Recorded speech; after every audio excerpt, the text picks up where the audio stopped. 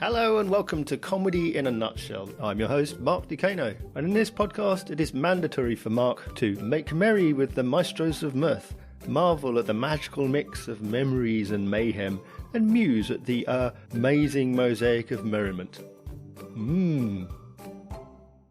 I'm the comedy nerd who's seen more than 1,600 comedians perform live comedy. If you want to know more about my journey in comedy fandom, then you can visit my website, thecomedynerd.com. If you like to hear from comedians as much as I do, then please like, subscribe, rate, review, and share the podcast. Thank you. My guest this episode is a writer and comedian who, although yet to debut, is no stranger to the Edinburgh Fringe and is a rising star on the comedy circuit. It's comedian Aalex Mandel-Dallal. How much was comedy an influence on you growing up? Does anything stand out in your mind that comedy was a big factor for you? So I think for me, comedy, it's always been present in Yeah. my life. But I was definitely, if I'm thinking about like early influences, it's definitely the American TV and American films. I definitely was always watching Friends on a Friday night, which is showing my age now. But I remember watching that with my cousins all the time, and that was like a big part of, like, Friday nights were important, like to gather around with family and to watch that, which is really nice. And also Red Dwarf we used to always watch as well, Yeah. which is probably a bit more niche now. I wonder how that one's aged. I haven't watched that one recently. Well, they've recently remade, haven't they? They've released a Oh, okay. season 11 or something. Yeah. Someone brought up Ally McBeal the other day, and I was like, that was such a great show. I don't know how that one's aged, but I realized Very recently early that, CGI in that one. yeah. Oh yeah, the baby. The Oh my gosh. baby. That was the one of the earliest memes, was it? I guess. Oh, of course. I forgot Yeah. about the baby. That was a whole element. They kind of dropped the baby after a while, didn't they? Yeah. In that series. Yeah. Were you a big Ally McBeal fan? It's very hard to find them. Ally McBeal fans. Absolutely not. Oh. It's the baby that I remember Um, because it was nightmarish. Yeah, the dancing baby. It was really creepy. And it was everywhere for about 3 months. Yeah, Yeah. I love it. 3 months. That's how quickly we move on from things now. Oh, yeah. It was everywhere for 3 months and then we forgot about it. Yeah. Rightly so. Oh yeah, sorry. Yes, growing up. Also Spaced. I absolutely loved that show. I mean, it's a lot of TV. Yeah. And then with my family, like, my grandma always had a really, like, a dirty sense of humor. So like I will always remember that. But like part of my family didn't have much of a sense of humor at all, and I was always the one cracking jokes. And then yeah, the other part of my family, I remember my grandma had like this naughty table, we called it, because she just had like all of this weird memorabilia of, like, memorabilia. I don't know if memorabilia is the word in any way, shape, or form. It's definitely not the word I'm thinking of. She just had like, I it was all sexual, like, things that her and my grandpa had found in their travels. I know it sounds really weird. Um, it is. And then okay, so for example, they went to Paris, and like, whenever there's like street sellers, and they would sell all these, like it's usually, now it's like light up Eiffel Towers and things, but then I don't Yeah. know if this still exists or if I've made it up in my head, but it was a little gorilla, Yeah. a tiny little gorilla, and then it had a little curtain by its willy, and then when you squeezed it, the willy came out the curtain, which sounds like something, as I say it aloud for the first time, it should maybe be in therapy. That did you ever see something like that, or have I Yeah. just Yeah. Yeah. you saw that? Okay, Yeah. cool. Because if as I explain that, I'm like, that was real, right? Yeah. That was a real memory. That's not something that I've just made up. Yeah. So, and then there was like this table of, like, there was like tribal things in there, which are more like traditional things, which were naughty. And it's like, and then phallic Yeah. objects, or like, I even have like the bottle opener in my kitchen now after she passed away. Like, I kept the bottle opener, which is like a man with a top hat leaning over, and the thing to screw it open is the man's willy. I keep on saying willy as well, which I need to stop saying in this conversation. Wow. yeah. So there was a lot of, oh, that was, yeah, that was it growing up. I think. Was that the Yeah. question? I'm gonna forget your questions frequently as well. I Yeah, have a very bad sure. No short-term worries. memory. I will have forgotten it as well, so don't worry about it. Perfect, perfect. So what about becoming a comedian? Because I know that it's a comparatively recent thing for you. Because obviously, some comedians I've spoken to have been doing it for 20 years, but for you, you're kind of comedically speaking, you're a lockdown baby, I understand. Yeah, yeah, yeah. I'm definitely I like referring to myself as a newbie because then I'm just I makes me not so worried about where I'm at. You know, it's like everyone's like, "Oh, yeah, you're a newbie." I'm like, "Oh, it's been 3.5 years." Yeah. You know, to me that's a really long time. Um, well, yeah, I dabbled in 2018. Right. Um, and the reason that I got into it is because my boyfriend at the time was a comedian, Hmm. and he was doing lots and lots of comedy. He was very heavily on the circuit, and and I kept on like making comments or even just like writing little notes on my phone about things that I found funny. Yeah. um my friends joke about it being very marvelous Miss Maisley, because I was always had it like I had it notes in my phone, and I was just like, well, this is funny and that's funny. He was like, you know what? And he was like really encouraging, and he was like, do a gig. And I was like, no, I'm not going to do Mm. a gig. And I'd gone to Edinburgh with him, and um seen that, but I never saw myself in it. Hmm. I just saw I just loved like experiencing it. And but after I did my first gig in 2018, I had like a feeling that I hadn't really felt before with anything. And I've definitely like maybe I've glorified it in my head, but like it was a feeling that I won't forget. And it was just like the most incredible first gig. Mm.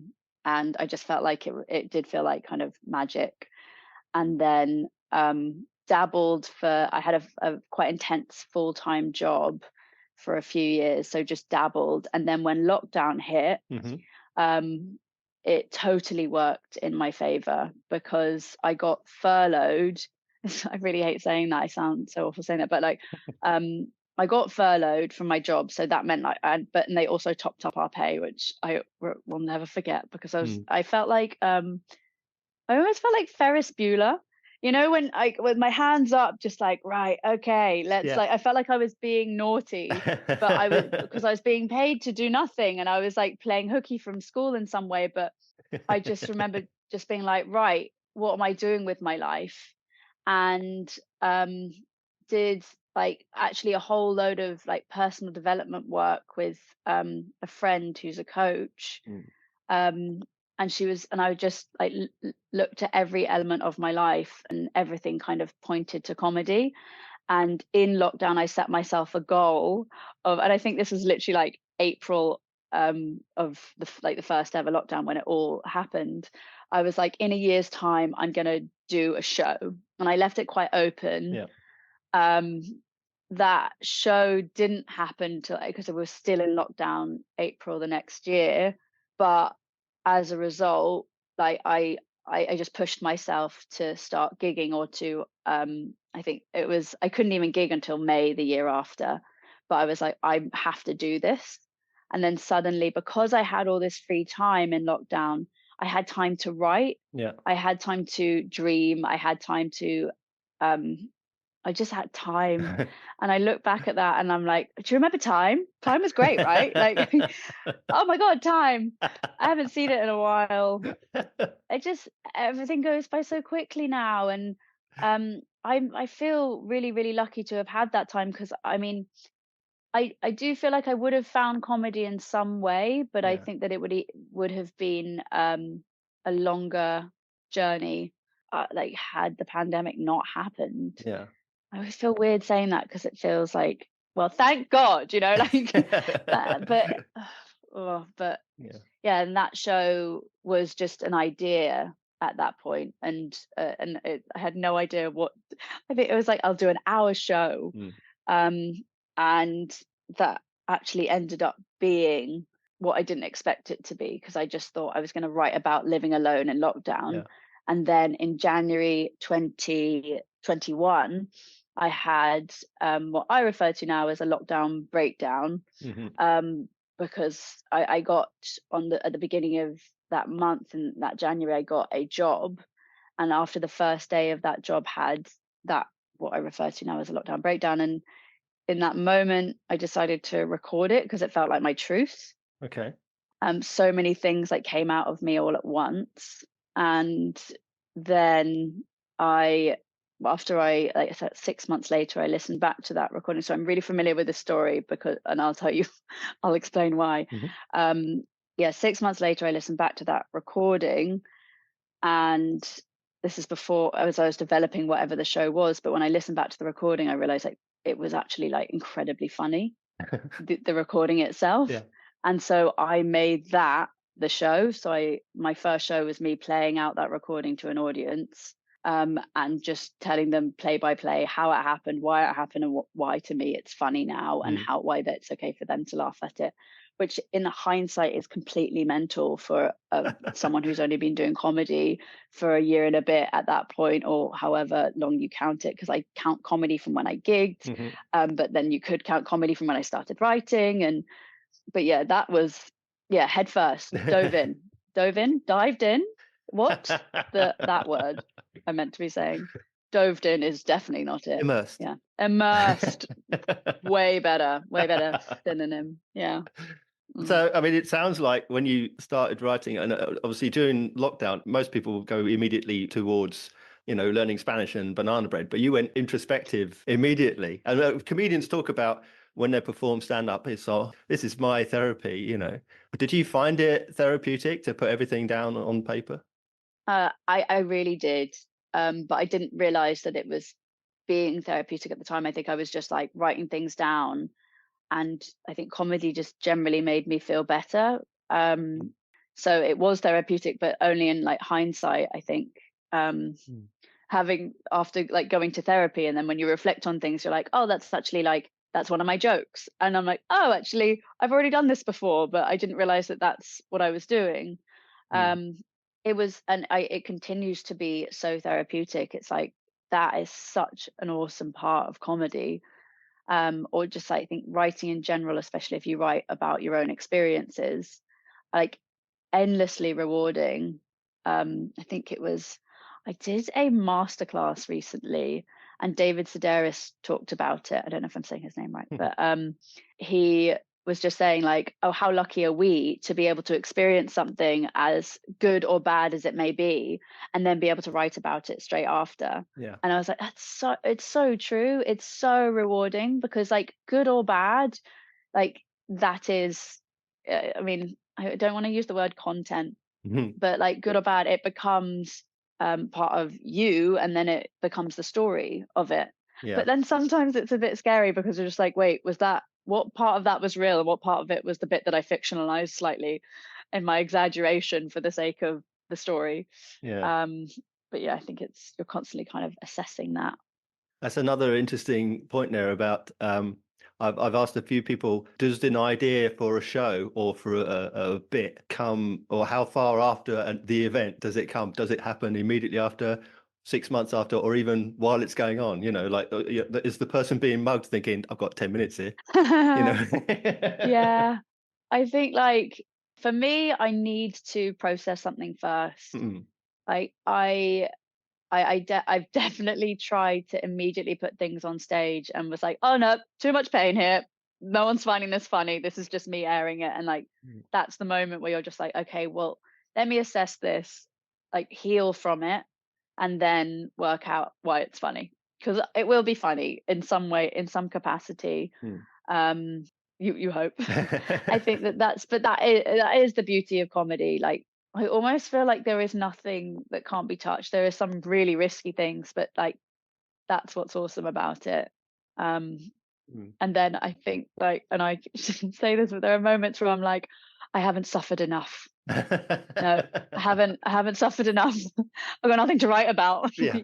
But I look at my like adversities, or like things that I like growing up. I'm like, what have I got? What have I got? What have I got? Come on, like traumas or whatever. But no, I imagine that's really bad. No.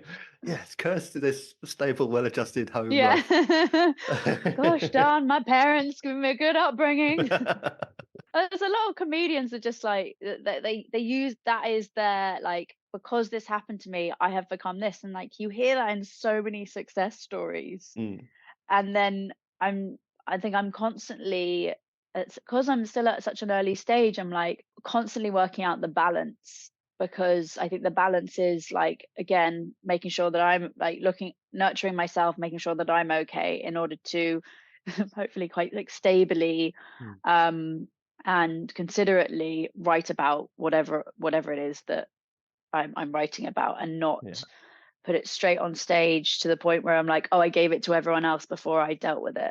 right. Is another way to like look at it. Mm. Well, in that sense, then, how much of what we see on stage is you? Are you playing a character? Is that person an exaggerated version of you? Is that slightly, have you distanced yourself slightly from that material because now you're acting a role in that sense? I think that this is definitely a time when I'm navigating that. Mm. Like I'm in such an early stage and I don't do a character. Hmm. It's 100% an exaggerated version of myself. Yeah. Which also is just like, it really makes you check yourself all the time. But to the point where you're like, wait, where do I start and the character of Alex end or begin? It can be really fun, Yeah. but it can also be, it makes me think maybe too much about how I'm perceived. When really I'd like to be like, I think if I were to do a character, it would be so much looser. So I'm constantly trying to kind of protect myself in a way, but also be as honest as I can be, Hmm. because I think that like I do want to. That there's an element that of comedy where I'm like, well, that no longer feels authentic Mm. if I go like too far one way, and I always want to keep that authenticity, but I also want to make sure to kind of uh, protect myself. But and I also always thought about like putting myself as a comedian in social situations. Sometimes I wouldn't do, Right. because it's a lot. It's a lot. So if you're like a social situation where you're just like, or like even like at work or anything, there is like a kind of, it is a version of myself that is slightly watered down, because like you don't want to be like too much in those situations, but like often it feels like that is just me. And sometimes I just feel like in especially like growing up as a British person, like you're always like, oh, you can't do that, or you shouldn't say that, or like, and I really like on stage that when or when I'm writing, I'm like, no, now's the time. I can say it. I can say what I was thinking the whole time, and I love that about comedy. So there's Yeah. definitely pros and cons to being yourself on stage and the character of yourself as well. Yeah. Mm. Do you see yourself as a writer who performs or a performer who writes? That's a really good question. I want to say I'm the writer who Mm. performs, but I think that at the moment, I feel a bit like I'm the performer who writes, because, and I want to be the writer who performs because I want to spend more time writing. I look at how I divide my time writing and performing, and at the moment, I've recently gone back to full time work, Mhm. which I felt like I had to do in order to save money, in order to keep doing comedy in a way. So I can give myself this time right now, so that later on maybe I have a little bit of a pot that means that I can do more comedy. Yeah. Um, and as a result, I think I'm maybe performing more than I write, but I loved writing more than I performed, Mm. because it really felt like every word I said was so well thought of. And as I was talking about time before, I feel like I don't have enough time to write at Mm. the moment, because of life and everything else that comes with it, especially like when your full-time job isn't yet comedy, as I am at the early stages. Hmm. So I think I actually I look forward to bouncing between the two. I have since like starting bounce between the two, and I want to continue to do that. But Yeah. I just remember how much writing I was doing before I was performing, because I couldn't perform, and how I think even then, like the jokes that I wrote as a result, because I would think about them so much, Mm. so much more than now, because now I'm just like, if I'm performing like how many 3-4 gigs a week, like there's only so many days in the week if I've got a full-time job, so I can only write so much. So yeah, it's an interesting balance that I'm navigating. When you think back to doing your first gig, where and when was that, and what was it that made you change your mind from thinking it wasn't for you to giving it a go? um I remember being really scared to do it, but I think at the time that I did it, I was unemployed. I was in between jobs. I have had a lot of jobs in my time, and I remember it was an in between period. So I remember having a lot of time that day to, or that during that time, to write. So I really carefully planned out the 5 minutes, and it went so well. I could like, I had a really there was a really supportive, great MC. His name was Boris. I remember him just being very lovely. He didn't say it was my first gig before I went on stage, which I really appreciated, Yeah. because otherwise there's this like, the audience expects something, or is like ready for you to fail maybe, or there is an expectation that comes when someone says that first. And he said it afterwards, and like the support from the room, it was at the Vine in Kentish Town. It was Summer's Night TNT, Yeah. which is like a quite a like nurturing place to start as well. And it was like magic. I really like, I remember it really vividly. It was summer. I had like a few friends come as well, and like, and I just remember it being like, wow, like this is something that feels really natural and right. And I hadn't done like hadn't performed like for years as well. Like I acted at school, um, but and kind of gravitated towards doing the more performance orientated things at school. But like I remember at that moment being like, oh my god, I want to do this. But it really was definitely like fear that got in the way. So much fear of just like, I can't do this right now, I have to do life. Right. And then when life stopped, that was when the want to do it was stronger. And so that was when I was like, oh, what is stopping me from doing this right now? So Yeah. I think that was the shift that came. And I think everyone had a different lockdown, but it really was like this, everything slowing down, that changed things for me. Yeah. But it's just like what slowing down does to someone, does to one person in comparison to other people, it varies so much. Yeah. And it affected everyone else differently. I just I want to slow down again. Sometime soon would be great. So if some other disease could come about, I'd really appreciate it. Not in a selfish way at all, but yeah, no, I don't want that. But you know what I mean, right? There's nothing wrong with enjoying the best of a situation. I loved lockdown. Cool. That's actually really good to hear. Because the majority of conversations that you have, people wouldn't say that. Yeah. And I'm not saying like right now, if I'm like, well, if a disease were to come about, it doesn't kill people, but it makes them stay still for a really long time. Yeah. Like, Yeah. In the broader sense, it was horrible. It was a disaster. But in another sense, it advanced medical technology. yeah, It made people aware of things a bit more broadly. yeah. And it was a glorious summer, and I got to sit in the back garden. So, It was a really you know, nice summer. swings and roundabouts, It really. was weirdly nice. The weather was so good. It was really nice. Yeah. I spent most of the first month of lockdown in a hammock in my back garden, drinking rum in the middle of the day and eating ice cream. Yeah, that's So, it, isn't it? I mean, we're really paying for that now. I know. I'm totally with you. I'm totally with you. I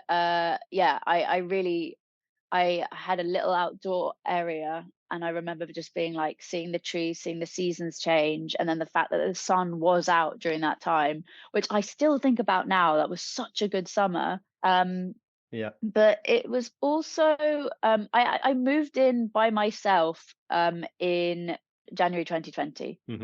So it was like I was very on my own. So there was no distractions as well, which was very, very on my own. I've like carefully pick like the way I say it, but like that was the only way to describe it. Like some people had like a flatmates, and some people had even an animal around Mm. would have been nice. I requested the family dog. I was not granted permission, Mm. uh, but it was requested to have a little bit of love from a little pooch. I didn't get that, but it just meant that it was just like a really unique experience, which will totally stay with me forever. Of course, yeah. Well, I don't think people should feel bad about like I say, make the best of a situation. If you're Yes. fortunate Yeah, yeah, enough to yeah. be able to do so, then you should do so. Yeah, that's true. From those early shows then and through lockdown and then into the subsequent years as you've advanced, has anything surprised you about being in comedy, or did you have expectations that were met or subverted?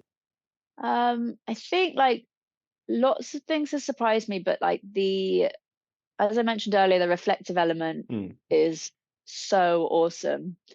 And I don't think I realized how much value I'd get out of that at the time. Or maybe I did. Like I've like understanding myself has always like, and in terms of like personal development and my values and my purpose has always been really, really important to me. I actually mentioned that in like the show that you saw, and so Hmm. like it's just like as I continue with comedy, I'm like, well, like this is just it does keep giving, Mm. and I feel like I'm constantly getting a lot from it.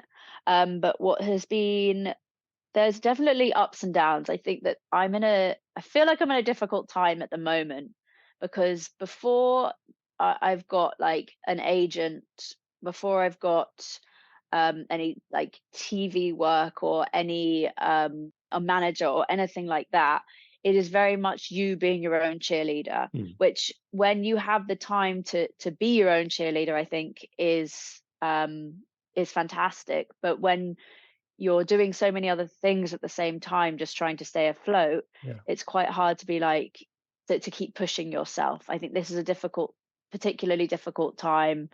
Um, I find, and I don't know if I've spoken to like quite a few other comedians as well, but like if you haven't got certain people backing you at this point, you've really just got to be as determined as you can be and really push yourself. Mm. And at times that has surprised me as to because I have a habit of giving up on things quite easily. And I've got to this point and I'm definitely not giving up, but it's this time has proven to be a bit harder than previously. So like the first few years where I've just been so motivated to do things for the first time. Mm. Now, for example, like doing Edinburgh again, like I was motivated to do it, but writing a whole new show was really, really challenging. Mm. And which is also a mad thing to do when like well, you're only in a certain you've only been doing comedy for so long. So also like the gig circuit is interesting to navigate. Hmm.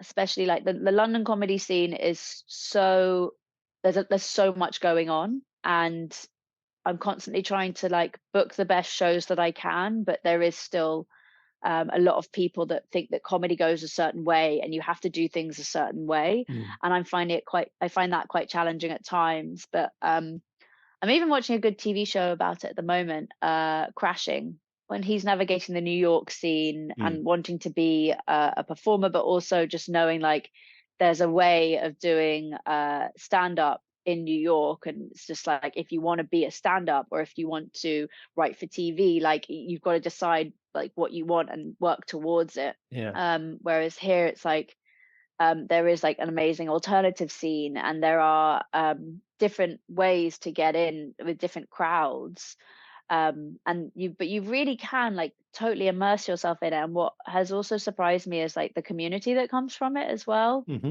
um I grew up in London, so I have like a wonderful community, but what I found is there's so many comedians that I've met that have found their community within like through comedy, through doing stand up. Mm. And I think that's such a lovely and special thing, Yeah. and like one that I'm like I really like I want to be a part of it. It's just like, but who has the time to constantly be part of it? That's something I'm also quite like kind of navigating as well. Mm. But yeah, it's that has like it surprised me, and I'm just trying to kind of break through. There's a lot of comedy nights that are also super like still got super heavy male lineups, Hmm. and then that is something that I'm trying to work out, like because I find that there's also still surprises me, but there's still people that I hear saying like, well, I just don't find women funny. You still hear it. You still hear it. And like, Mm. and every part of me just thinks like, ah, challenge accepted.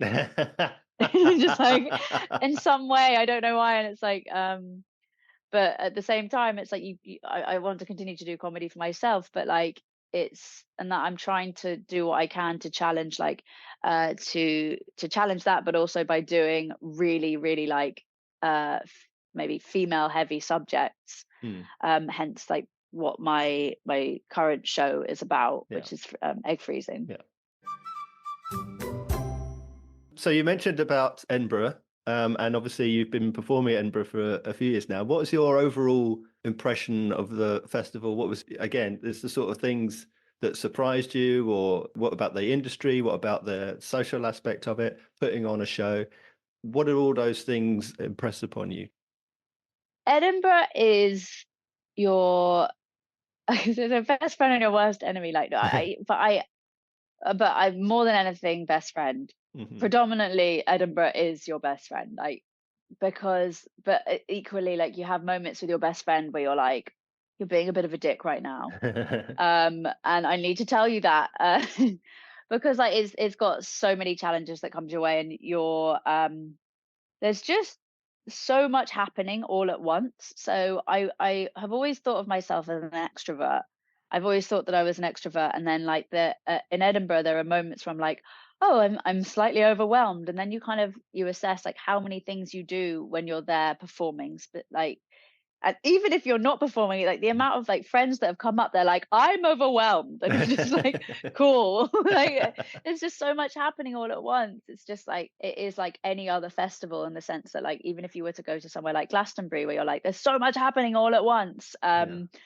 And so in that sense, it's so awesome because there's so much happening all at once, but then it's also like there is so much happening all at once, you know? So it's exactly the same thing occurring, but on one side it's like incredibly exciting, Mhm. and you're stepping into all of these worlds, and you're trying to create your own world, and then and on the other hand you're trying to create your own world, and it's just like that in itself is a hard thing to do. Mm. But then every single night there's everyone's hanging out, and you're like, finally we've got everyone together, they're all here, but I'm so tired because I did all the shows and I've been in all these people's worlds, Yeah. and so I need to go to bed. But and then but you just, if you want to stay at Edinburgh, I'm like, it's just the ultimate FOMO where I want to stay up all the time, hanging out with everyone, getting to know all these people that like I may not like, comedians from all over like the world doing all different types of comedy. Yeah. And like it's so nice to get to know them personally, Mm. but also to experience these the gigs in Edinburgh because they're so special. Like you go to like some gigs in Edinburgh that you'll never experience anywhere else, Mm. where it just feels like you're part of something that is, actually sometimes I don't think I can even articulate it to other people, because you just kind of you had to be there, and that's why you can't go to bed, because you had to be there, you know. Yeah. And those are like the shows in Monkey Barrel at 1 a.m. Mm. Those are the free fringe shows that you go to where the room is so hot you didn't know like parts of your body could sweat like that, you know. And but you have to go, you have to do it all, like it, and it's so tiring. Mm. I'm trying to think, like I think the best friend metaphor is like incredibly weird and maybe doesn't articulate what I'm trying to say, but it is just magic from like from every angle. Well, Mm. in so many ways it is awesome, Yeah. but it also, and then I say from every Yeah. angle, but then you look at the financial side, that's not so magic. The accommodation side, like that's not so magic. The pressure of the awards that I've obviously not personally experienced yet, but it's also how you feel like you might be being perceived when you're there. Like the amount of comedians that I've spoken to that are debuting or are trying to go for like are really pushing to get the awards, Mm. where they're like, I'm just like, this isn't going well for me, or it's like no one knows I'm here, this and the other. And I was like, well, from my perspective, you're absolutely smashing Yeah. it. And it's like kind of heartbreaking to see like, oh, you don't see what other people see, or this is my perspective and someone else might not see that element of it. Like that's Yeah. quite hard. That's something that kind of is quite daunting. And then when I think about my future in comedy and debuting, like I think that to stay mentally well and to smash it in Edinburgh, I think is to be okay within yourself and what you're doing. Mm. And I don't think I'm going to do an hour long show for the whole, because I've only ever done half fringes. I don't think I'm ever going to do an hour long show until I'm mentally ready for that. Mm. Because then I think that no matter what happens, you will win. But the second that you kind of look around and you think about how you're being perceived and what the bad reviews are and whatever, and what that's when I think that you can fall really easily, and Mm. it can crush you because there's such high financial stakes within that as well. Yeah. And I'm just trying to navigate that, like doing it for the third year. I mean, when I attended it, it was just like going to Disneyland, because it's just like you don't see behind the scenes. You're Yeah. just like, oh my god, I love everything. Like everything's so pretty, so cool, so fun. Like I'm having such a good time. And it's like when you do it, you see like, yeah, like you go behind the scenes and you just poke behind the rides. And you're just like, you see all the mechanics, and you're Yeah. like, oh, that thing isn't working, but I didn't see that before. Yeah. What weird metaphors I'm going into today. You see the duct tape. Yeah, you Yeah. do. And I don't know why I'm going into Disneyland as a metaphor, but like, Mickey smoking a fag. yeah, exactly. Yeah. Like this the backstage room, like they're all humans too. Yeah.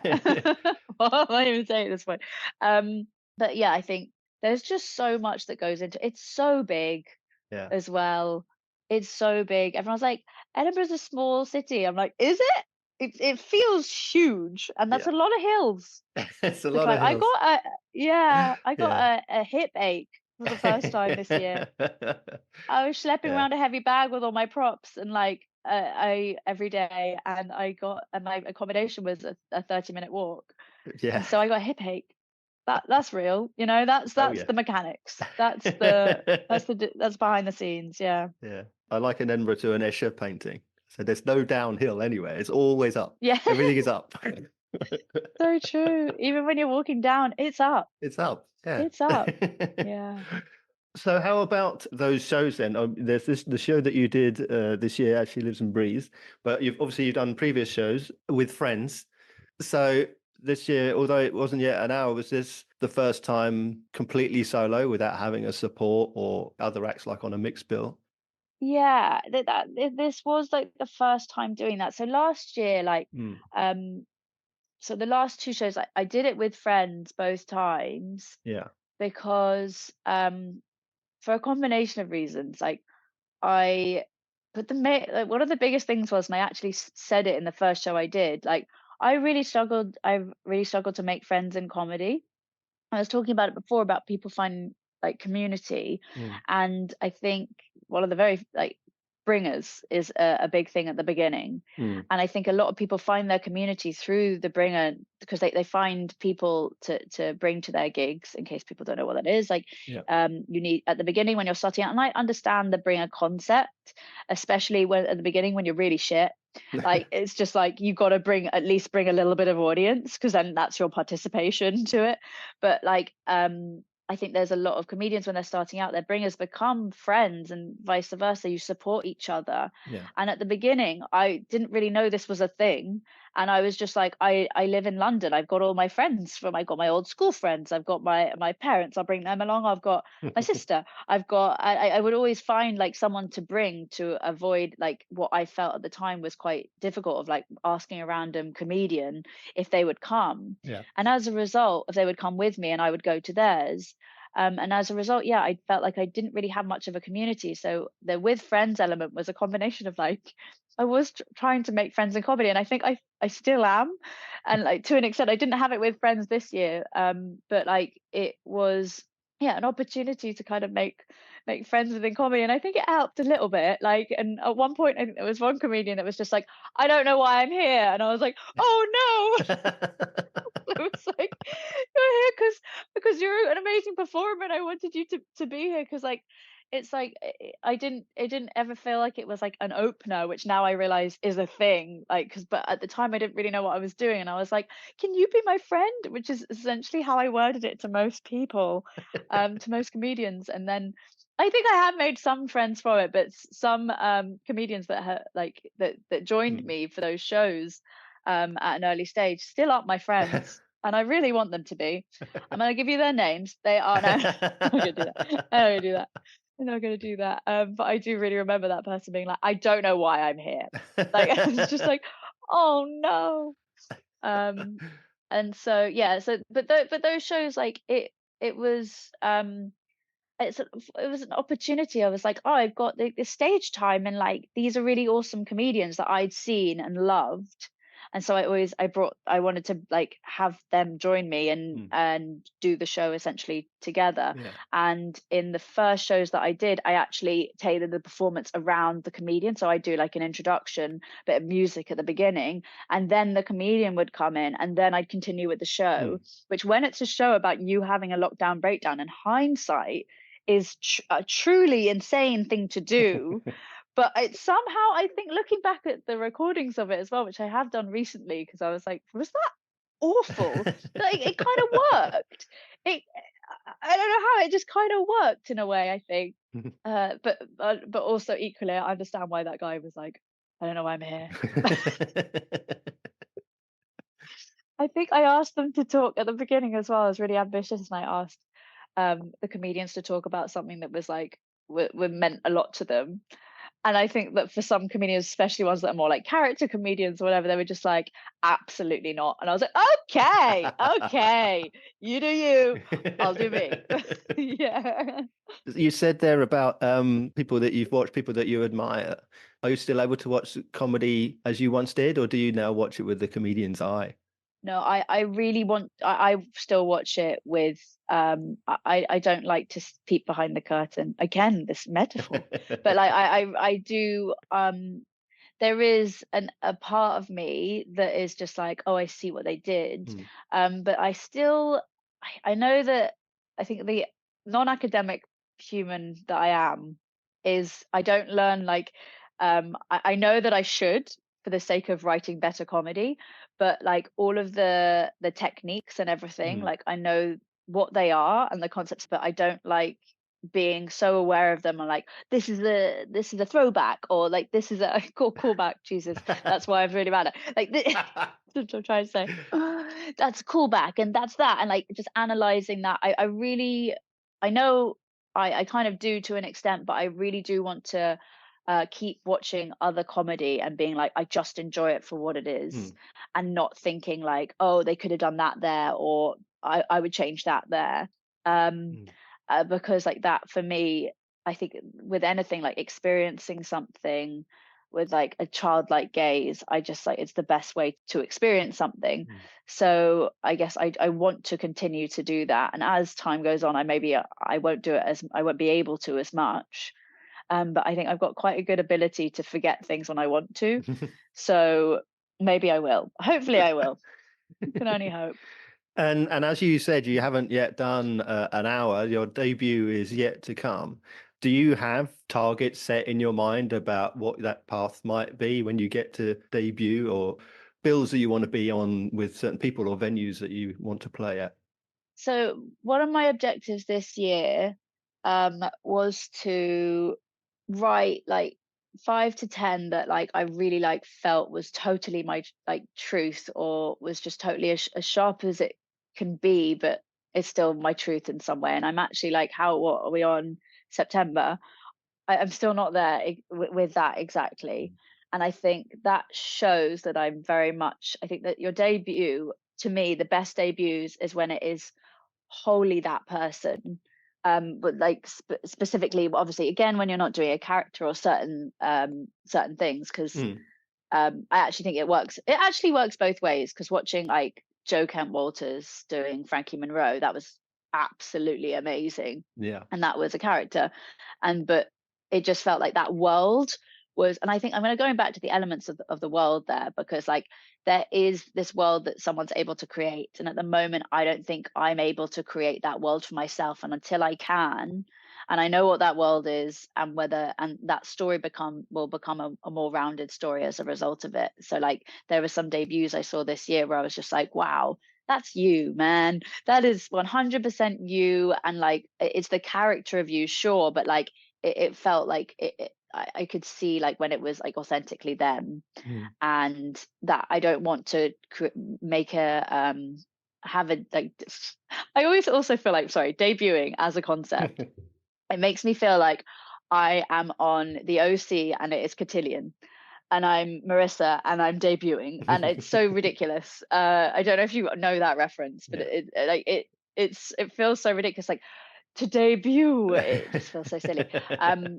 But I do like the idea of like you are essentially like launching yourself into the industry Mm. and being like, here I am. And I think you can do that whichever way you want, whether it's free fringe, whether it's through a bigger venue, um, whether bigger venue, or like it depends. Like it really, and I actually think the way that you do it as well is a huge part of your story Yeah. and you debuting, and like and how you choose to again expose yourself, or well, that sounded sexual, like you know what I mean, like mentally expose yourself.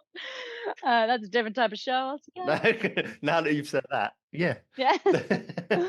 How do you choose to expose yourself? Put Now yourself that out sounds there. like also, yeah. Yeah. And like until like I'm clear on that world, which I just, as I'm saying it, I'm looking in the corner of my room, and I've got like all the things I wanted to accomplish this year, and the one thing that I haven't done is that like 5 to 10 minute set where I'm like, yeah, that's me.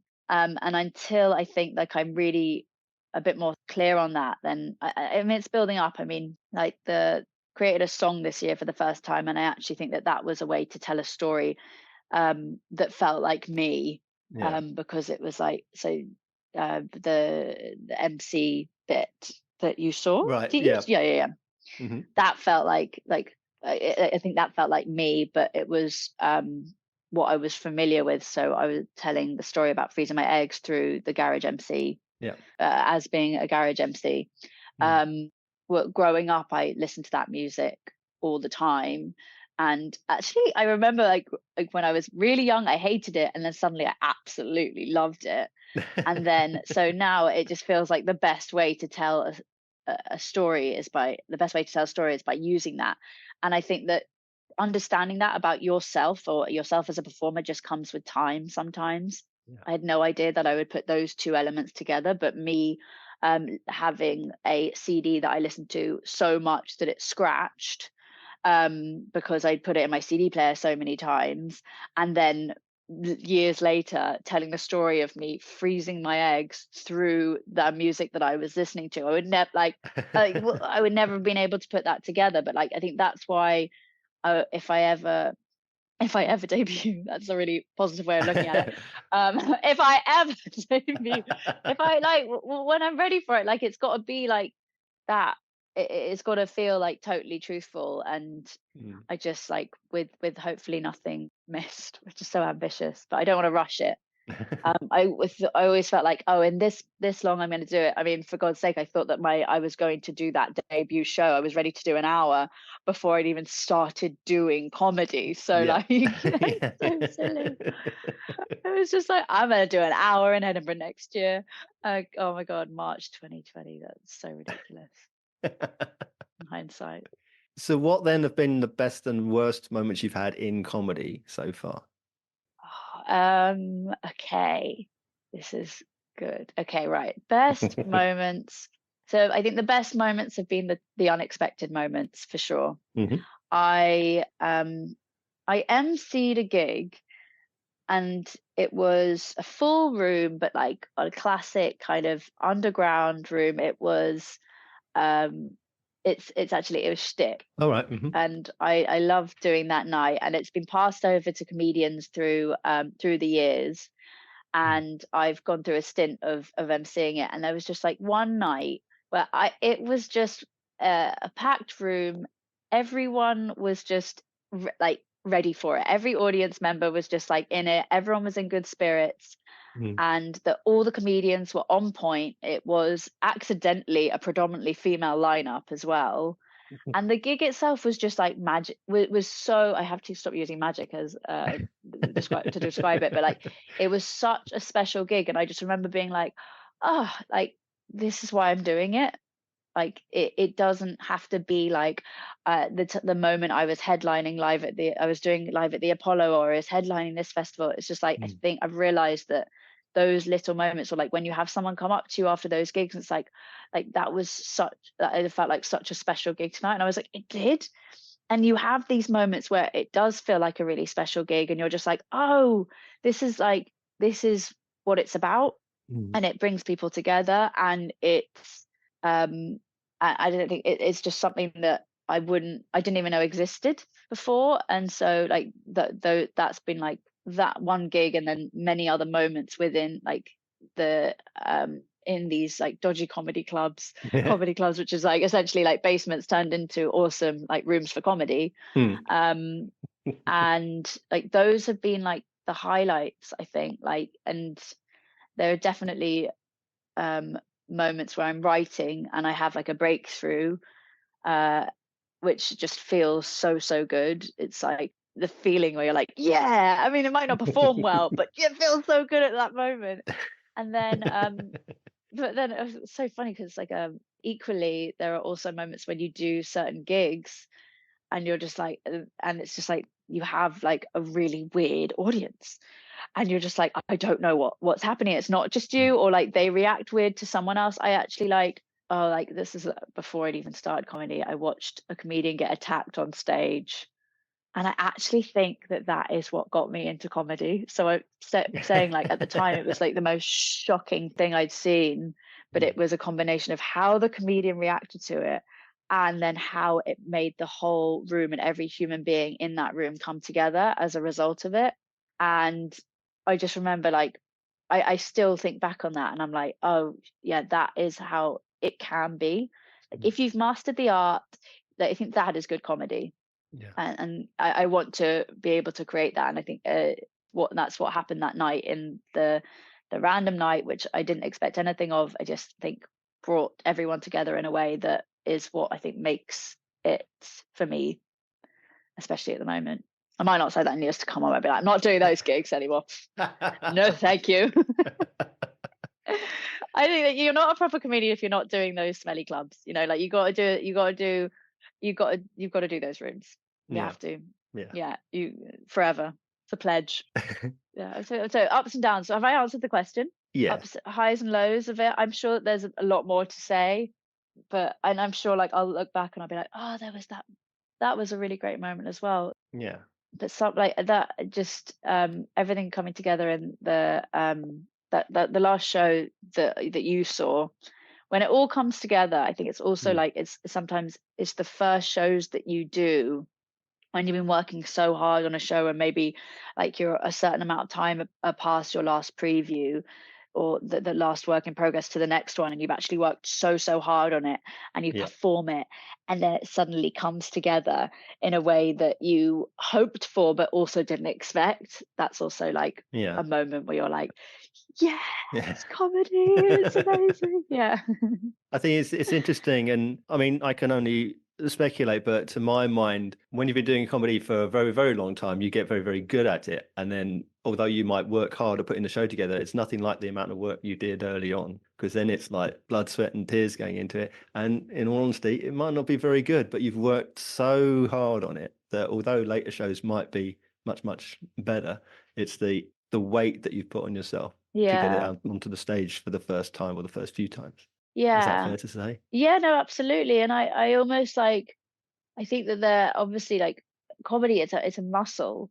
And I think at a later stage, like that muscle will be a lot more, a lot stronger. But I think even now, it's like when you're, I guess molding that muscle for the first time, and you do like you're Mm. working really hard on something, and then it comes together. Like that is exactly like that's Yeah. the one of the coolest things. And I hope I whatever path I go on, or whichever way comedy goes for me, like I hope I always have that to an extent. And like, it's not like, oh no, I'm doing like another show again, and or things that I hope I mix it up enough for it to not always feel familiar. Yeah. Yeah. So how can we find out about you and where we can come and see you performing? So the way that you can find out about me is through the gram. It's the gram. Um, no, I hate saying that. So, I'm incredibly awful with Instagram. I think it is a game that I haven't yet learnt to play. And I think again, when I'm blessed with time, there was a time when I was blessed with time, and you can see that on my Instagram. Um, that is where I'm putting everything at the moment. Mhm. And every now and again, when something silly happens or something in my life happens, I will put it on there. That feels like the best way to. That is the best, and when big gigs and everything all go on there. Mhm. But I'm thinking of starting a whole new social media site myself, where it's. I'm not gonna do that. Can you imagine? No, that is, that's the type of tangent that I would go on. I'm like, well, what if I started my own social media company? And then that was how I posted about comedy. But yeah, everything to stay in touch is all through Instagram. And I always want people to get in touch, like, even if like if you've seen me. And I said this at the end of the show, and I always say this at the end of every show, like, if you've seen me, if you, or any subject that I'm talking about, I love talking to humans. So that is the place to do it. Slip into my DMs. Dangerous thing to say, but I'm saying it. It's happening. And that's at Oh, Aalex Mandel-Dallal. Oh yeah, my name. So Alex is spelt with two A's. It's spelt with two A's. So it's how my dad says my name, Alex. So, and it just means that there's like a million Alexes in the world, and that's he's Iraqi, but another story for another time. That's very long time. And so he says my name with an accent. So, but it's Aalex, rather than, because whenever I say that to people, they're like, Alex spelled with two A's. And for some reason, the human brain is incapable. When I say that, the human brain seems to be incapable of then being like Aalex. But yeah, I've said it enough now, I think. And Mandel-Dallal, you know how to spell that one. It's just the German and Iraqi name. You got it. You got it. You can figure it out. And that is why I have low followers on Instagram. Yeah. And Okay. so my last question then, and the way I finish every episode, how, Alex, would you sum up comedy in a nutshell? Okay. I'm trying to think about the best thing to say without sounding incredibly pretentious. So yeah, because comedy in a nutshell, like, to me, it is like uh, the silliest form, the silliest and the best form of expression, I think. I think that's it. I do, because I'm trying to think of like something like really thought provoking, but it's just like comedy. Yeah, it's just like a perfectly silly way to express yourself, I think. And so I think that any human being can add that into their life in any capacity they want to, even if it means like trying to say the thing that they wanted to seriously say, but in like a Disney singing voice, which is what I do at work when something goes wrong. You're like, I think that we have forgotten to do that thing, and we should maybe communicate it to the person. Yeah, yeah. Alex, Any thank other you. questions? Oh, cool. Sorry. Alex, thank you so much. Thank Been absolutely you. joyful. Thank you. Oh, great chatting, Mark. See you soon.